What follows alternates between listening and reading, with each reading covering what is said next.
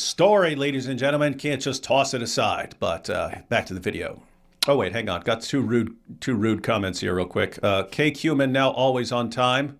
They're referring to AP, who's historically always late, but as soon as he became a Christian, he's always on time.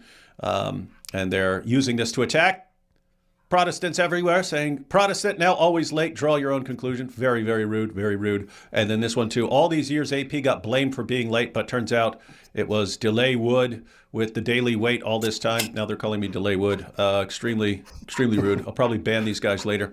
Anyway, back to this video. Common rebuttal to this observation, appearing in the comments section of that video, see, I do read them, went as follows.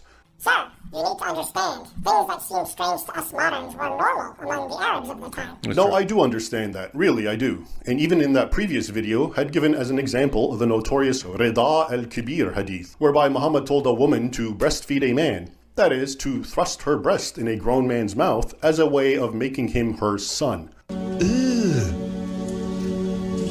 Brother, what's that? Considering the conservative, patriarchic, and hyper-tribalism of 7th century Arabia, trust me when I say that Muhammad was introducing a radical and shocking idea, even then. Which brings me to my point. How the Arabic program I recently watched validated these 2 points. First, that the bizarre and unflattering accounts of Muhammad contained in the hadith contradict the idea that the hadith is a later forgery meant to give Islam a noble foundational story revolving around a pious and upright prophet. And, much more importantly, second, that the hadith, because it does capture the essence of Muhammad, remains the chief weapon against Islam. Now, the debate I watched centered around a hadith that, though long hidden, first started reaching the general populace of the Arabic-speaking world via satellite programs, I'd say around 2015-ish or so. I first wrote an article about it in 2022, link in description. This odd hadith, which I'm about to narrate, appears in several hadith collections, including the highly esteemed Musnad of Ibn Hanbal, founder of one of Islam's 4 schools of laws, or madhahib, as well as in many other well-respected Islamic texts, all of which are being taught in Al-Azhar, and all of which I have listed, volume and page numbers in the description of this video. The hadith, which is narrated by Abdullah bin Mas'ud, a companion of the Prophet and one of Islam's most reliable and trustworthy transmitters of a hadith, goes as follows. Brace yourself.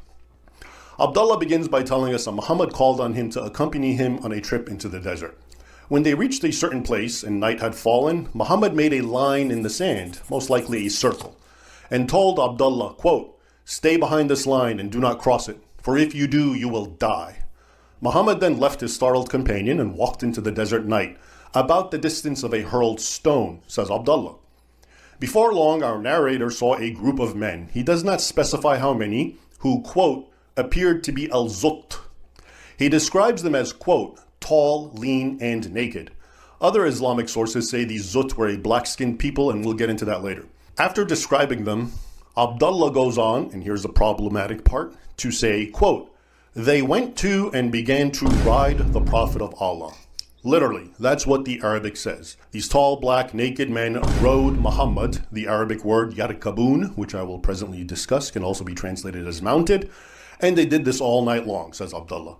During which time they would also come and circle around and try to reach him, but they were prevented, apparently from the line of protection Muhammad had drawn in the sand for his companion. Abdullah concludes his narration, quote, I was extremely terrified by them, so I sat down. With the coming of dawn, they began to depart. Then the Prophet of Allah returned, slowly and in pain, from that which they did while riding him. According to another narration found in several Islamic texts, did want to point out someone made an interesting observation in the comments when I was asking whether people thought this was consensual or non-consensual. They pointed out that it seems consensual and that it's understood like anyone behind this line is off limits for the festivities. Always a possible interpretation.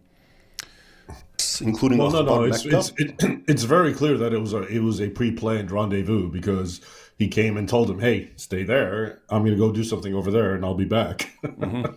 You know, and all the guys, just so you know, all the guys who are coming, they all understand that's the line where you get to watch. But right. By Al-Fakahi, Muhammad complained to Abdullah that, quote, they wounded me all night long. At which point the Prophet proceeds to lay his head and fall asleep in Abdullah's lap. Needless to say, the highly unflattering implications of this hadith are clear. But it becomes even more scandalous once one brings in what several other Islamic reference books and histories say. For starters, who are these al-Zut, these naked men who rode Muhammad all night long? According to Islam's written records, they were a migrant people from India or modern-day Pakistan, described in the sources as very tall, very dark-skinned, very lean, strong and hardy, and often used for labor-intensive work. In early Arabic ethnographies and literary works, al-Zut are also depicted as being very sexual and virile, with very large penises. In fact, according to one Arabic source, Al-Tashibbahat by Ibn Abi Awan, quote, "The penis of al-Zut never weakens," meaning their large phalluses never go limp and are ever ready. I have to point out, I have received lots of comments from Indians and Pakistanis cheering for this. So have I. Yeah, they're right about us. I've seen it. So anyway. I'm sorry for the crude language, but this is what the Islamic texts say, verbatim. Now let's talk about the Arabic word translated as ride, as in al-Zut, rode the Prophet. Not only does it have the same exact meaning in English, as in to ride a horse, for example, but it carries the same slang meaning, as in copulating with a woman. In fact, several Islamic sources use it literally to mean sex.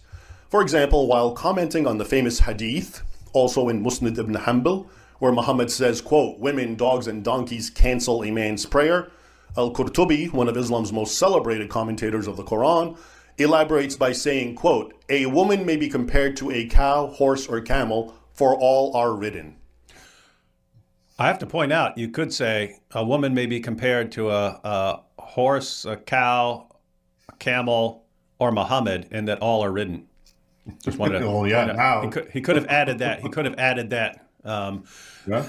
It's also interesting to note that when al-Zut begins circling and trying to reach our terrified narrator, Abdullah, his first instinct was to sit down. Was he trying to hide and protect that one part of his body, which these naked men were apparently trying to access? That is, his bottom, by sitting down. Again, as I think you can see, this hadith is scandalous. Not the sort of thing you'd expect people who want to fabricate an honorable prophet would make up. Nor, I can assure you, was such a deed, done hidden in the desert night, deemed normal or acceptable among the Arabs of Muhammad's time. Now, during the debates I've watched over this hadith, others, including many former Muslims, regularly make even more troubling connections. For example, they cite the well-known hadith where Muhammad is asked, quote, "Will the people of paradise have sex?" And his answer, quote, "Yes, with a vagina that never tires and a penis that never weakens." The phrase "a penis that never weakens" is identical to the aforementioned description of al-Zut's genitalia, suggesting, as many former Muslims are quick to point out, that Muhammad so enjoyed his night with these naked black men that he went on to secretly enshrine its most notable aspect, powerful penises that never weaken or slacken, as a characterization of paradise, and possibly as an inside joke with himself. To sum up, based on numerous Islamic texts, especially Musnad ibn Hanbal and Al-Qurtubi's tafsir, and several other historical and ethnographical texts, again, see this video's description for references, how this hadith is understood, especially by ex-Muslims who cite it as cause for their apostasy, is as follows. And before I proceed, please note that the following summary is not based on my thoughts or words, but rather the words of, first, as we saw, well-respected Muslim texts, and second, those who use this hadith as a polemic against Islam. I'm trying to give you an idea of what is being said and how this hadith is being presented in these debates that often flare out between Muslims. All right, here we go. Muhammad took his close companion, Abdullah, into the desert at night. He warned him to wait behind a line and went off at a distance, apparently for a pre-planned rendezvous. Before long, Abdullah saw several naked men from the people of al-Zut appear, described in the sources as tall, lean, virile, and with large penises. These men then took turns riding or mounting the Prophet all night long. They also tried to reach him, but Abdullah immediately sat down, apparently to protect that one part of his body they were trying to access. As the sun rose, these naked men began to depart, even as Muhammad returned in pain, limping towards Abdullah and saying how al-Zut had injured him. He then lays in his companion's lap and falls asleep. Finally, as a reflection of what Muhammad thought of that night, he went on to enshrine it as an aspect of paradise where the, quote, "penis never weakens," end quote. Okay, that's what's being said and what loud shouting matches take place over. I've personally watched several satellite Arabic language shows where Muslims call in and ask an expert sheikh about this hadith. Typical responses are that 1. Al-Zut were not humans, but rather jinn. 2. This occurred during Muhammad's famous meeting with the jinn, known in Islamic tradition as the Night of the Jinn, when the Prophet recited the Quran to them. And 3. It's known that Abdullah bin Mas'ud was not present with Muhammad during the Night of the Jinn, so therefore this hadith must be weak and likely fabricated. Such are the responses against this hadith. As we have seen, however, and as those who use this hadith as a polemic against Islam point out, the earliest references to Al-Zut all depict them as humans. And dismissing the hadith as weak on the claim that Abdullah was not present for the Night of the Jinn is itself very weak, since the night in question had nothing to do with the jinn. Meaning there is no reason to doubt the words of Abdullah, a chief and highly trusted transmitter of hadith. By the way, I decided to ask ChatGPT what it thought were innocent and non-loaded questions, and as might be expected, it answered me honestly enough. First, I asked it whether Al-Zut were humans or jinn, to which it responded, quote, in Muslim historical sources, the Zut were consistently described as humans, not jinn. They were portrayed as a real ethnic group, most often associated with India or Sindh, modern-day Pakistan, and as a migrant labor or military class. They are also described as a rebellious and militarily capable people. I then asked ChatGPT to give me a physical description of Al-Zut based on early Arabic sources, and it said, quote, in literary and anecdotal texts, they are grouped together with other southern or dark-skinned people, all of whom have the following traits: sexual potency, prominent genitalia, and associations with physical strength and virility. Anyway, so there you have it. Here is a perfect example of why the hadith should not be so quickly dismissed as later forgeries meant to present an honorable prophet, and here is a perfect example of how the hadith is being used as a powerful weapon against Islam. All right, that was one of the most Islamophobic things I've ever seen in my entire life.